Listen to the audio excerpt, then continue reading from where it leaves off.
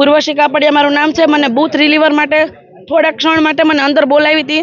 ત્યાં મેં પગ મૂક્યો, ત્યાં જ મને 5 મિનિટમાં બધી ખબર પડી ગઈ કે અંદર શું હાલે છે। સરકારી માણસોથી લઈ અને પોલીસવાળાને કમ્પ્લેન કરી, જોયું એ ભેગું કે અહીંયા આવી રીતના ઘાલમેલ હાલે છે।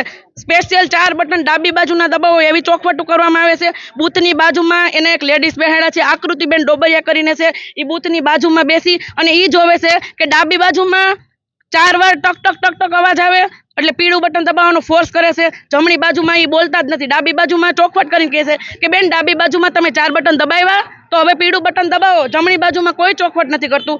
અને બીજા ઉમેદવાર છે જે હિરલબેન પંડ્યા કરીને, એને અંદર આવવાની છૂટ છે, તો સુમિતાબેનને અંદર આવવાની કેમ છૂટ નથી?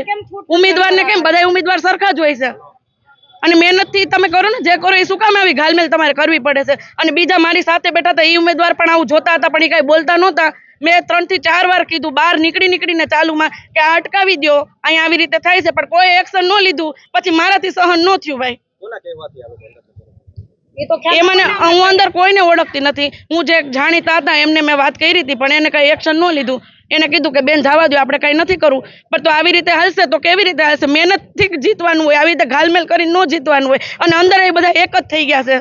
કેમ એને ડર છે કે અમે જીતી જાશું? અમે જે લોકોને કામ કરે એને મત તમે દો, કામ બોલતા હોય એને મત દો, અમને ન દો ને બીજાને ન દો, જે કામ કરતા હોય એને તમે મત દો।